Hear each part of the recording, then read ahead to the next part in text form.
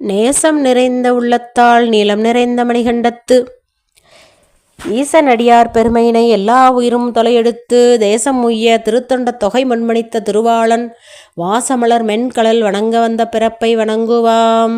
தில்லைவாழ் அந்தனரே முதலாக சீர்படைத்த தொல்லையதாம் திருத்தொண்டர் தொகையடியார் பதம் போற்றி ஒல்லையவர் புராணக்கதை உலகறிய விரித்துரைத்த செல்வமொழி குன்றத்தூர் சேக்கிலார் அடி போற்றி.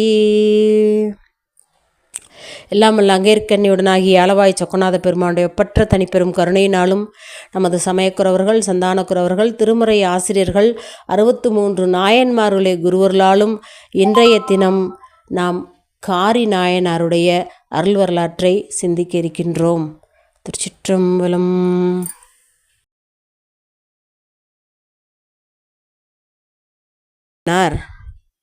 திருக்கடவுரிலே அவதாரம் செய்தவர். செந்தமிழை நன்கு ஆய்ந்து அறிந்தவர். கவிப்பாடுவதில் வல்லவர். இவர் மூவேந்தர்களிடமும் சென்று சொல்விளங்க பொருள் மறைந்து நிற்கும்படி தமது பெரிய பெயரால் காரிக்கோவை என்னும்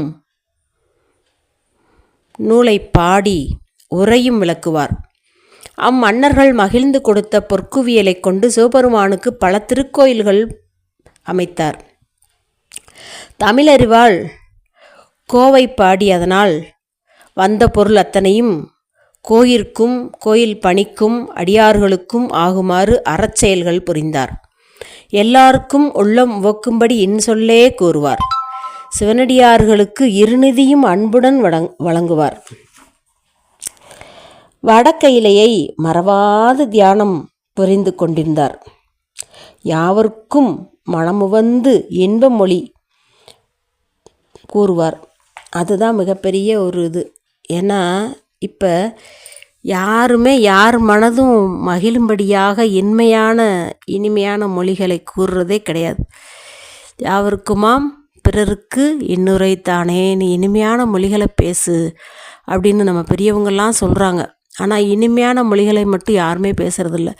கடுமையான மொழிகளும் அதுவும் நம்ம அடியார்கள்ட்டே காண்கிறோம். அப்படி தான் இருக்குது. ஆனால் நம்ம நாயன்மார்கள் இதுக்கெல்லாம் அப்பாற்பட்டவங்க. எல்லாரிடம் அன்பு செலுத்தக்கூடியவர்கள், மற்ற ஜீவராசிகளிடம் கூட அன்பு செலுத்தக்கூடியவர்கள். அந்த வகையில் நம்ம காரி நாயனார் அடியார்களிடத்தும் திருக்கோயிலிடத்தும் பேரன்பு பூண்டு தொண்டு செய்து வந்திருக்கின்றார். காரிக்கோவை என்ற சிற்றிலக்கியங்கள் ஒன்று அந்த நூலை இயற்றி அவர் சேர சோழ பாண்டிய மன்னர்களிடம் சென்று பாடி அதன் மூலமாக வரக்கூடிய பொருளை பெற்று அந்த நிதியை வைத்து ஆண்டவனுக்கும் அடியார்களுக்கும் இடையராது அன்போடு பணி செய்து வந்திருக்கின்றார். அது மட்டுமல்லாது இடையராது கைலை தியானத்தில் அப்படியே கைலை மலையை நினைந்து இருக்கார். அப்படி இருக்கும்போது அந்த சிவபெருமானுடைய அருள் அவருக்கு கிட்டி அவர் என்ன பண்ணுறாருன்னா உடம்போடு கைலை மலை சேர்ந்து இன்புறுகின்றார் அப்படின்னு சொல்கிறாங்க. இதுவரைக்கும் யார் உடம்போட கைலாய மலைக்கு போனாங்க? நம்ம சேரமான் பெருமாள் போனார், நம்ம சுந்தரமூர்த்தி நாயனார் போனார், ஔவையார் போனாங்கன்னெலாம் நம்ம பார்க்குறோம். பெருமுலை குறும்பர் கூட உடம்போடு போகலை, அவர் கபால மோட்சம்னு ஆன்மாவை மட்டும் பிரித்து எடுத்துக்கொண்டு போனார்னு பார்த்தோம்.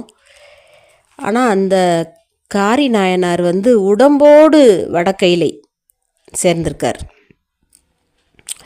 இந்த உடம்பு பஞ்சபூதங்களின் பரிமாணம். பிராகிருத உடம்புனா பஞ்சபூதங்களால் உருவானது.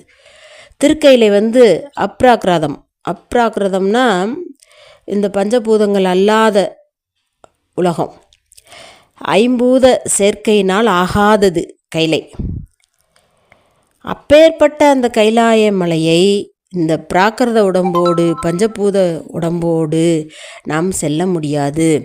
ஆனால் இவர் உடம்போடு சென்றார் என்று இவரை பற்றிய குறிப்பு வருகின்றது. இந்த உடம்போடு சென்றவுடன் இந்த உடம்பு கற்பூரம் கனலில் மறைவது போல கற்பூரம் எப்படி அனலில் நெருப்பில் பட்டால் மறையுது, அதுபோல் அங்கு சென்றோடனே இந்த தூல உடம்பு மறைந்து விடுமா. அதுதான் இங்கே முக்கியமான கருத்து. அப்படி நம்ம காரி நாயனாரும் தூல உடம்பு மறையப்பெற்று கைலையில் சென்று சிவகணங்களுக்கு தலைவனாக இருக்கக்கூடிய பெரும் பேறு பெற்றார். அவர் செய்த பணி காரிக்கோவை நூலை இயற்றியது, அதை மூவேந்தரிடம் சென்று பாடியது, பொருள் பெற்றது, அடியார்களுக்கு வேண்டுவன கொடுத்துருக்கார். திருக்கோயில்கள் நிறைய கட்டி குடமுழுக்கு செய்திருக்கின்றார். அந்த நாயனாருடைய அருள் குருபூஜை திருநாள் இன்று. அவருடைய அருள் வரலாறு, நம்ம நாயன்மாருடைய வரலாறு எல்லாமே அருள் வரலாறு தான். அதை நம்ம பேசுகிறதுக்கும் கேட்குறதுக்கும் மிக புண்ணியம் பண்ணியிருக்கணும். சாதாரணமாக நம்ம நாயன்மார்களுடைய வரலாறை பேசிட முடியாது, கேட்ட முடியாது. எல்லாரும் கேட்க மாட்டாங்க, தள்ளி விட்டு போயிடுவாங்க. அதில் கேட்குறதுக்கும் புண்ணியம் இருக்கணும். ஏன்னா நாயன்மார்களுடைய வரலாறை கேட்க கேட்க கேட்க உங்களுடைய வினை கழியும். எப்படி நம்ம திருமுறைகள் ஓத ஓத வினை கழியும்னு சொல்கிறோமோ, அதுபோல் நாயன்மார்களுடைய அருள் வரலாற்றை கேட்பதற்கு நமக்கு வினை கழியும். ஏன்னா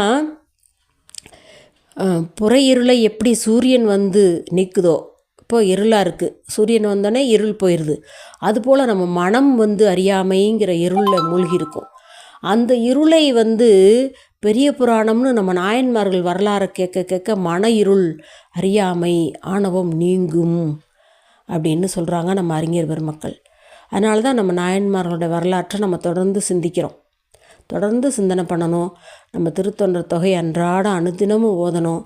இதெல்லாம் வந்து நம்ம செய்யக்கூடிய கடமை. கணம்புள்ள நம்பிக்கும் காரிக்கும் அடியேன் அப்படின்னு நம்ம திருத்தொண்ட தொகையிலே நம்பியாரூரரால் பாராட்ட பெற்றவர் நம்முடைய காரி நாயனார்.